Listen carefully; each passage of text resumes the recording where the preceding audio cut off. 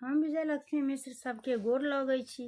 एखन एकटा सोहर सुना रहल छी। अहाँ आशा करै छी नीक लागत। अहाँ सब अपन स्नेह आशीर्वादक संग जरूर सुनै जायब। धन्यवाद। जय मिथिला, जय मैथिली, जय माँ जानकी। आजू अवधपुर मंगल परम सोहावन रे। आजू अवधपुर मंगल परम सोहावन रे। ललना रे देखी मुदित मान हरषित राम जनम लेल रे। ललना रे देखी मुदित मान हरषित राम जनम लेल रे। पंडित विप्र आला वेद उचारल रे। ललना रे मंगलमय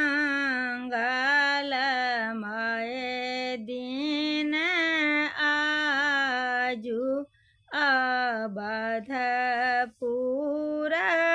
उत्सव रे। ललना रे मंगलमय दिन आजू अवधपुर उत्सव है। चुमती रानी मुख लोचन सब मन हरषित रे। चुमती रानी मुख लोचन सब मन हरषित रे। ललना रे बाजन बाजाए अवधपुर महल गूंजे सोहर रे। ललना रे बाजन बाजाए अवधपुर महल गूंजे सोहर रे। रघुकुल राम अभिनंदन करु सब बंदन रे। ललना रे सकल मनोरथ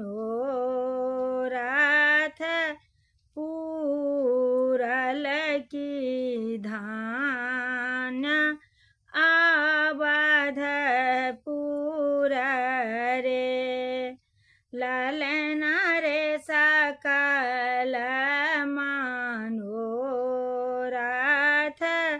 पूरल धान्य अवधपुर